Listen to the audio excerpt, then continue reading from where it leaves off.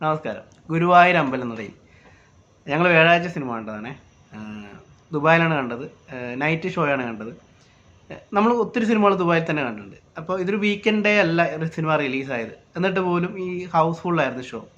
അത് house full show എന്ന് പറയുന്നത് ഫുൾ ഫാമിലി ഹൗസ്ഫുള്ളാക്കിയ ഷോയാണ്. എനിക്ക് അങ്ങനെയാണെന്ന് മനസ്സിലായത്. കാര്യം ഞാനിങ്ങനെ വരുന്ന ഓഡിയൻസിനെയൊക്കെ നോക്കാറുണ്ട്. എല്ലാ സിനിമകളും ഇപ്പോൾ ആവേശം കാണാൻ പോകുമ്പോൾ, അല്ലെങ്കിൽ വർഷങ്ങൾക്ക് ശേഷം കാണാൻ പോകുമ്പോൾ, അല്ലെങ്കിൽ വേറെ പല സിനിമകൾ കാണാൻ പോകുമ്പോൾ ഇത് ഞാനെങ്കിൽ വരുന്ന ഓഡിയൻസിനെ നോക്കും. ചില ഓഡിയൻസ് മിക്സഡ് ആയിരിക്കും, ചില ഓഡിയൻസ് യങ്സ്റ്റേഴ്സ് മാത്രമായിരിക്കും, ചില ഓഡിയൻസ് ഫാമിലി മിക്സഡ്, എല്ലാം കൂടി മിക്സഡ് വരും. ഇത് ഞാൻ കണ്ടത് ഫുൾ ഫാമിലി ഓഡിയൻസ് ആയിട്ടാണ് ഞാൻ കണ്ടത്. അതിൽ മെയിനായിട്ടുള്ള ഈ സിനിമ എന്തുകൊണ്ട് ഹിറ്റടിക്കും എന്നുള്ളതിൽ നമ്മളൊരു 5 കാരണങ്ങൾ നമ്മുടെ യൂട്യൂബിൽ തന്നെ ഒരു പോളായിട്ട് നമ്മൾ പറഞ്ഞിട്ടുണ്ടായിരുന്നു. അതിൽ ഒന്നാമത്തെ കാരണം പൃഥ്വിരാജ് എന്ന് പറഞ്ഞ പക്ക ബ്രില്യൻ ഷാർപ്പായിട്ടുള്ള ഒരു ബിസിനസ്സുകാരൻ്റെ, ഒരു ഡയറക്ടറുടെ, ഒരു ആക്ടറുടെ, ഒരു ഡിസ്ട്രിബ്യൂട്ടറുടെ ഒരു ഇൻവോൾവ്മെൻ്റാണ് ഈ സിനിമയുടെ. അതാണ് ഈ സിനിമയുടെ ഫസ്റ്റ് പ്ലസ് പോയിൻ്റായിട്ട് ഞാൻ കണ്ടത്. സെക്കൻഡ്, ബേസിൽ ജോസഫ്. സമീപകാല മലയാള സിനിമകൾ സ്ഥിരമായിട്ട് വാച്ച് ചെയ്യുന്ന ആൾക്കാർക്ക് അറിയാം ബേസിൽ ജോസഫിൻ്റെ ഫാമിലി അക്സെപ്റ്റൻസ് എത്രയുണ്ടെന്നുള്ളത് വ്യക്തമായിട്ടറിയാം. 3, അനശ്വര രാജൻ സമീപകാലത്ത് ഉണ്ടാക്കിയ എല്ലാ സൂപ്പർ സ്റ്റാറുകളുടെ കൂടെ ആക്ടറായിട്ടും പെയറായിട്ടൊക്കെ വർക്ക് ചെയ്തിട്ടുണ്ട്. അപ്പോൾ അവരുടെ ഒരു സ്വീകാര്യത. പിന്നെ വരുന്നത് വിപിൻ ദാസ് എന്ന് പറഞ്ഞ ഒരു ഡയറക്ടർ ജയ ഹേ എന്ന് പറഞ്ഞ സിനിമയ്ക്ക് ശേഷം ഉണ്ടാക്കുന്ന ഒരു സിനിമ. അപ്പോൾ അതായത് ഒരു റിഫ്രഷ് കണ്ടന്റ് ആയിരിക്കും എന്നുള്ളത് വ്യക്തമാണ് ഇങ്ങനെയൊക്കെ ഒരു ഡയറക്ടർ വരുമ്പോൾ. 5ാമത്തെ കാരണമാണ് ഇതിൻ്റെ ടൈറ്റിൽ, ഗുരുവായൂർ അമ്പലനടയിൽ എന്ന് പറഞ്ഞ ഈ ഒരു പേര്. ഓക്കെ, അപ്പോൾ ഈ 4-5 കാര്യങ്ങളുണ്ട് തന്നെ നമുക്കറിയാം ഈ സിനിമ ഒരു ആവറേജ് ഒപ്പീനിയൻ വന്നാൽ പോലും ഇത് കയറിപ്പോവും. അതിനുള്ള വകുപ്പ് ഈ ഒരു പറഞ്ഞ കാര്യങ്ങളുണ്ട്. സിനിമയിലേക്ക് വരുമ്പോൾ സിനിമ എല്ലാവരും അതിൻ്റെ റിവ്യൂ ഒക്കെ കണ്ടിട്ടുണ്ടാവും. വലിയ സ്റ്റോറി ബേസിൽ നമുക്ക് നോക്കേണ്ട കാര്യമില്ലാത്തൊരു സിനിമയാണ്.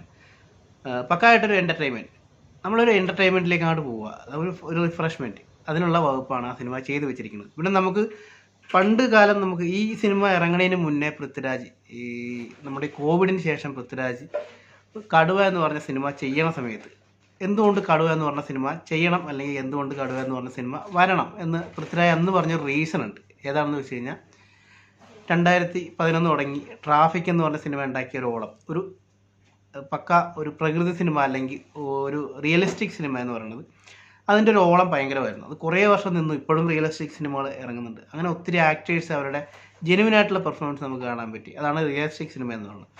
അപ്പോൾ അതിൽ നിന്ന് ഒരു റിഫ്രഷ്മെൻറ്റ് വേണം. എപ്പോഴും ഈ പ്രകൃതി സിനിമകൾ കണ്ട് ആൾക്കാർ തിയേറ്ററിലേക്ക് വരുന്നത് എന്തിനാണ്? നമ്മുടെ റിയാലിറ്റി ആയിട്ട് ബന്ധമില്ലാത്ത ഒരു കാര്യങ്ങൾ, ആ സ്ട്രെസ്സൊക്കെ ഒന്ന് ഒഴിവാക്കാൻ വേണ്ടിയിട്ടാണ് വരുന്നത്. ഇത് വീട്ടിലും അത് തന്നെ നടക്കണം, തിയേറ്ററിൽ വരുമ്പോഴും അത് തന്നെ നടക്കും. അപ്പോൾ എല്ലാത്തിനും ഒരു ഇഷ്ടത്തിൻ്റെതായ ഒരു കാലഘട്ടമുണ്ട്. അപ്പോൾ ആ ഒരു കാലഘട്ടം അത് മാറി തുടങ്ങി, അല്ലെങ്കിൽ റിയലിസ്റ്റിക് സിനിമകൾ ആൾക്കാർ വെറുത്ത് തുടങ്ങി എന്നുള്ള സമയത്താണ് പൃഥ്വിരാജ് കടുവ ഇറക്കിയപ്പോൾ അദ്ദേഹം പറഞ്ഞ കാര്യം ഇതാണ്: നമുക്കൊരു മിസ്സായിക്കൊണ്ടിരിക്കുന്ന കാര്യങ്ങളാണ് ഷാജി കൈലാസിൻ്റെ ഒരു മാസ് ആക്ഷൻ മൂവി എന്ന് പറയുന്നത്. അത് കുറേ കാലമായിട്ട് നമുക്ക് മിസ്സായിരിക്കുന്നതാണ്. അപ്പോൾ അങ്ങനെയാണ് ഷാജി കൈലാസിലേക്ക് കടുവ ചെല്ലുന്നത്. അത് കടുവ ഇറക്കാനുള്ള റീസൺ അങ്ങനെയാണ് അവർ ആ പടം അത്ര നല്ലതായിട്ട് അവർ ചെയ്തെന്നുള്ളതാണ് അവർ പറയുന്നത്. ശരിയാണ്, അവർ പറഞ്ഞ കാര്യങ്ങൾ കറക്റ്റ് തന്നെയായിരുന്നു. നല്ല രീതിയിലുള്ള ഓഡിയൻസിനെ കിട്ടിയ സിനിമയാണ് കടുവ. അപ്പോൾ ഈ ഗുരുവായൂർ അമ്പലം നടയിൽ എന്ന് പറഞ്ഞ സിനിമ ചെയ്യുമ്പോൾ പൃഥ്വിരാജ് പറഞ്ഞൊരു കാര്യം ഇത് തന്നെയാണ്. ഏകദേശം അതുമായിട്ട് ബന്ധപ്പെട്ടൊരു കാര്യം തന്നെയാണ്. നമുക്കൊരു എന്താ പറയുക, ഒരു ഉത്സവം പോലത്തെ ഒരു സിനിമ, അല്ലെങ്കിൽ ഈ അവസാനം ക്ലൈമാക്സ് ഒക്കെ ഇങ്ങനെ അവിടുന്ന് ഇവിടുന്ന് കണക്ട് ചെയ്ത് കോംപ്ലക്സ് ആയിട്ടുള്ള ക്ലൈമാക്സുകളൊക്കെ വന്ന് ഒരു പ്രിയദർശൻ പോലത്തെ സിനിമ, ഒരു പ്രിയദർശൻ മൂഡിലുള്ളൊരു സിനിമ. അപ്പോൾ അങ്ങനെയുള്ള സിനിമകൾ, ഇപ്പോൾ ഒരു അനിയൻ ബാവ ചേട്ടൻ ബാവ പോലുള്ള സിനിമകൾ, ഒരു കാലഘട്ടത്തിൽ ജയറാം, ദിലീപ്, അങ്ങനെയുള്ള ആൾക്കാർ, അല്ലെങ്കിൽ മുകേഷിൻ്റെയൊക്കെ ഒരു ഫാമിലി സിനിമകൾ, ഇപ്പോൾ ഗോഡ് ഫാദർ പോലുള്ള സിനിമകൾ. അപ്പം അങ്ങനെ വരുന്ന കുറേ സിനിമകളുണ്ട്. അപ്പോൾ അങ്ങനെയുള്ള സിനിമ നമുക്ക് ആ ജോണർ നമുക്കിപ്പോൾ നിലവിൽ കിട്ടുന്നില്ല. ബാക്കി മലയാള സിനിമകളിലെ നല്ല സുവർണ്ണ കാലഘട്ടത്തിലൂടെയാണ് ഇപ്പോൾ പോയിക്കൊണ്ടിരിക്കുന്നത്. നമുക്ക് സർവൈവൽ ത്രില്ലറായിട്ട് സിനിമകൾ വന്നിട്ടുണ്ട്, മഞ്ഞുമൽ ബോയ്സ് വന്നിട്ടുണ്ട്, ഹൊറർ മൂവിയായിട്ട് നമ്മുടെ പ്രമേയവും വന്നിട്ടുണ്ട്. അതേപോലെ നമുക്ക് റൊമാൻറ്റിക് ഹ്യൂമറായിട്ട് പ്രേമലു വന്നിട്ടുണ്ട്. ആടുജീവിതം, ഫാമിലി ഇമോഷൻ വെച്ചിട്ടുള്ള ആടുജീവിതം വന്നിട്ടുണ്ട്. അപ്പോൾ അങ്ങനെ ഒത്തിരി സിനിമകൾ, ഇൻവെസ്റ്റിഗേഷൻ ത്രില്ലറുകളിലൊക്കെ ഇങ്ങനെ ചാകര പോലെ വന്നിട്ടിരിക്കുകയാണ്. അപ്പോൾ എല്ലാ ജോണർ സിനിമകളും വന്നിട്ടുണ്ട്. ഇപ്പം നമുക്ക് മിസ്സായിരിക്കുന്ന ഒരു സംഭവം, ആ ഒരു ഗ്യാപ്പ് എന്ന് പറയുന്നത് ഗുരുവായൂർ അമ്പലം നടയിൽ പോലത്തെ ഒരു സിനിമയാണെന്നുള്ളത് പൃഥ്വിരാജ് വ്യക്തമായിട്ട് ഇതിൻ്റെ പ്രൊമോഷൻ പറഞ്ഞു വെച്ച കാര്യങ്ങളാണ്. അപ്പോൾ അത് തന്നെയാണ് പുള്ളിയുടെ ബ്രില്യൻസ് തന്നെയാണ് സിനിമ ഇറങ്ങാനുള്ള കാരണം. പുള്ളിയുടെ ആ ഒരു ഇപ്പോൾ എന്തുകൊണ്ട് ഏത് സിനിമയാണ് ഇഷ്ടപ്പെടുന്നതെന്നൊക്കെ വ്യക്തമായിട്ട് മനസ്സിലാക്കി തന്നെയാണ് ആ സിനിമയിലേക്ക് ഭാഗമായെന്നുള്ളതാണ് ഞാൻ മനസ്സിലാക്കുന്നത്. അപ്പോൾ ഇത്രയൊക്കെയാണ് സിനിമയുടെ കാര്യങ്ങൾ വരുന്നത്. സിനിമയുടെ പെർഫോമൻസിലേക്ക് വരുമ്പോൾ ഇതിൻ്റെ ട്രെയിലർ കണ്ടപ്പോൾ നമുക്ക് മനസ്സിലായിട്ടുണ്ടാവും. ട്രെയിലർ കണ്ടപ്പോൾ പല അഭിപ്രായങ്ങളും ഞാൻ കണ്ടിട്ടുണ്ട്. പൃഥ്വിരാജിൻ്റെ ഹ്യൂമർ, അയ്യേ ഇതെന്ത് ഹ്യൂമറാണെന്നൊക്കെ ട്രെയിലറിൽ പറഞ്ഞിട്ടുണ്ട്. ഇത് പൃഥ്വിരാജിന് വഴങ്ങില്ല ഒരിക്കലും ഹ്യൂമർ, ബാക്കി എന്തും ചെയ്യാൻ ഭയങ്കര സംഭവമാണെന്നൊക്കെ പറഞ്ഞ ആൾക്കാർ ഞാനും അങ്ങനെ ധരിച്ചു. പക്ഷേ ഈ സിനിമയുടെ ഇതിൻ്റെ ടോൺ, ഒരു സിനിമകൾ എടുക്കുന്ന ഒരു ടോണുണ്ട്, അല്ലെങ്കിൽ ഒരു ആക്ടേഴ്സിനെ വെച്ച് പെർഫോം ചെയ്യിക്കേണ്ട ഒരു മൊഡ്യൂളുണ്ട്. അതിലൂടെ പോകുമ്പോൾ ഏത് ആക്ടേഴ്സിനും അതിൻ്റെതായ ഒരു പെർഫോമൻസ് ലെവൽ കിട്ടും. ഇപ്പോൾ ഒരു കാലത്ത് ശ്രീനിവാസൻ എന്ന് പറഞ്ഞ നടൻ, പുള്ളി ഹ്യൂമർ വെർബലി ചെയ്തിട്ടല്ല, വെർബൽ എന്ന് പറഞ്ഞാൽ സ്ലാപ്സ്റ്റിക് വേർഷൻ ചെയ്തിട്ടല്ല പുള്ളിയുടെ സിനിമകൾ ആൾക്കാർ ഇഷ്ടപ്പെട്ടത്, അല്ലെങ്കിൽ പുള്ളിയുടെ കഥാപാത്രത്തെ ഇഷ്ടപ്പെട്ടത്. അതായത് സിറ്റുവേഷൻ കൊടുക്കുന്ന, ആ സിറ്റുവേഷൻ കവറപ്പ് ചെയ്യുന്ന ആക്ടറുടെ മേലെ ചെയ്ത് വെക്കുന്ന ഒരു ക്യാരക്ടർ വേർഷൻ ഉണ്ട്. അത് ആ ആക്ടർ ഒരു മെത്തഡ് ആക്ടിങ് പിടിച്ച് ചെയ്താൽ പോലും ഈസി ആയിട്ട് അത് വർക്കാവും. ഞാൻ പറഞ്ഞത് മനസ്സിലായെന്ന് വെച്ചിരിക്കും. അപ്പോൾ ഇതിൻ്റെ പ്രൊമോഷനിൽ അവർ പറയുന്നുണ്ട്, ഈ നിഖില വിമലാണ് തോന്നുന്നത്, ഈ സിനിമയ്ക്കകത്ത് ആപ്പാടെ നോർമലായിട്ടുള്ള 2 വ്യക്തികളെ പറ്റി പറഞ്ഞപ്പോൾ എനിക്ക് മനസ്സിലായി. അപ്പോൾ ബാക്കി ഒരു എക്സെൻട്രിക് ആയിട്ടുള്ള സംഭവമാണ് ഇവർ ചെയ്യാൻ പോകണമെന്ന് മനസ്സിലായി, പൃഥ്വിരാജിലൂടെ നടപ്പാക്കാൻ പോകണമെന്ന് മനസ്സിലായി. അത് കേട്ടതിന് ശേഷം ഞാൻ ഈ ട്രെയിലർ കണ്ടപ്പോഴാണ് ശരിക്കും എനിക്ക് ആ ട്രെയിലർ വർക്കായത്. ട്രെയിലർ വർക്കായപ്പോൾ മനസ്സിലായി ഈ പൃഥ്വിരാജിൻ്റെ ഹ്യൂമർ ഇതിനകത്ത് വർക്കാവുമെന്ന് എനിക്ക് ഈ സിനിമ കാണുന്നതിന് മുന്നേ മനസ്സിലായിരുന്നു. പൃഥ്വിരാജിൻ്റെ കഥാപാത്രം ഒരു എക്സെൻട്രിക്കാണ്, അത് വളരെ നല്ല അടിപൊളിയായിട്ട് ഒരു മെത്തേഡ് ആക്ടിങ് പിടിച്ച് അയാൾ ചെയ്ത് തകർത്തിട്ടുണ്ട്. പുള്ളി തന്നെയാണ് ഇതിൻ്റെ അകത്ത് ലീഡ് ചെയ്തിരിക്കുന്നത്. ആക്റ്റീവ് വൈസിലായാലും പുള്ളിക്ക് നല്ല റിസ്ക്കുള്ള റോളായിരുന്നു. കാര്യം പുള്ളിയുടെ ഒരു ഏരിയ അല്ല ഇത്, ഇങ്ങനത്തുള്ള ക്യാരക്ടർ എന്ന് പറയുന്നത്. പുള്ളി ഇങ്ങനെ ഒരു ക്യാരക്ടർ എവിടെയും ചെയ്ത് വിജയിപ്പിച്ചിട്ടുമില്ല, അങ്ങനെ ഒരു അറ്റംപ്റ്റും നടത്തിയതായിട്ട് ഞാൻ കണ്ടിട്ടില്ല. പാവാട പോലത്തെ സിനിമക്കകത്ത് കുറച്ച് കാര്യങ്ങൾ കണ്ടിട്ടുണ്ട്. പിന്നെ ഇതിൻ്റെ വേറൊരു വേർഷൻ നമുക്ക് വേണമെങ്കിൽ പറയാം, ഈ അമർ അക്ബർ അന്തോണി ആദം, ആ സിനിമയ്ക്കകത്ത് പൃഥ്വിരാജിൻ്റെ ഹ്യൂമർ വർക്കായിട്ടുണ്ട്. അത് പൃഥ്വിരാജ് ഉണ്ടാക്കിയൊരു ഹ്യൂമർ അല്ല, ശരിക്കും പൃഥ്വിരാജിലൂടെ നടപ്പാക്കപ്പെട്ടൊരു ഹ്യൂമറാണത്, മനസ്സിലായോ? അപ്പോൾ അങ്ങനെയുള്ള ഹ്യൂമർ പൃഥ്വിരാജിലൂടെ നടപ്പാക്കാം. അങ്ങനെ ഒരു ഹ്യൂമറാണ് ഈ സിനിമയ്ക്കകത്ത് നടപ്പാക്കിയിരിക്കുന്നത്. അപ്പോൾ പൃഥ്വിരാജും തൻ്റെതായിട്ടുള്ള ഇൻപുട്ട് കൊടുത്തിട്ടുണ്ട്. അത് സൂപ്പർവായിട്ടുണ്ട്. പൃഥ്വിരാജ് ചെയ്ത എല്ലാ കാര്യങ്ങളും അടിപൊളി തന്നെയാണ്. അപ്പോൾ അങ്ങനെ ഓക്കെയാണ്. ബേസിൽ ജോസഫ് പറഞ്ഞ കാര്യം, ബേസിൽ ജോസഫിന് നിസ്സാരമായിട്ട് ചെയ്തു വെക്കാവുന്ന റോളേ ഉള്ളൂ. ബേസിൽ ജോസഫായിട്ട് തന്നെ അഭിനയിച്ചാൽ മതി. ഇത്ര നാൾ പുള്ളി ഏത് സിനിമകളിലൂടെയാണ് അഭിനയിച്ചിരിക്കുന്നത്, ഏതൊക്കെ രീതിക്കാണ് അഭിനയിച്ചിരിക്കുന്നത്, അതേ മാനസം കൊണ്ട് തന്നെ വിജയിപ്പിക്കാൻ പറ്റിയ റോള് തന്നെയായിരുന്നു. അതുകൊണ്ട് പുള്ളിക്ക് വലിയ പ്രശ്നമൊന്നും വന്നിട്ടില്ല. അനശ്വര ഓഫ് കോഴ്സ്, അനശ്വര ഓൾറെഡി നല്ല രീതിയിൽ പെർഫോം ചെയ്തുകൊണ്ടിരിക്കുന്നതാണ്.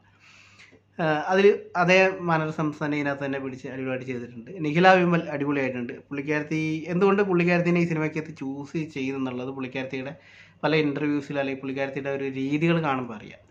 അങ്ങനെ എനിക്ക് തോന്നുന്നത് ഇതിൻ്റെ കാസ്റ്റിങ്ങിൽ നല്ല രീതിയിൽ പൃഥ്വിരാജ് സജസ്റ്റ് ചെയ്ത ഒരു ആക്ട്രസും കൂടി ആയിരിക്കണം, പൃഥ്വിരാജ് ആയിരിക്കണം. എനിക്ക് ഡയറക്ടറിൻ്റെ ഒപ്പം തന്നെ പൃഥ്വിരാജും ഇതിൻ്റെ കാസ്റ്റിങ്ങിൽ സജഷൻ വെച്ചിട്ടുണ്ട്.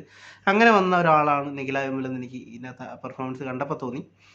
പിന്നെ ബാക്കി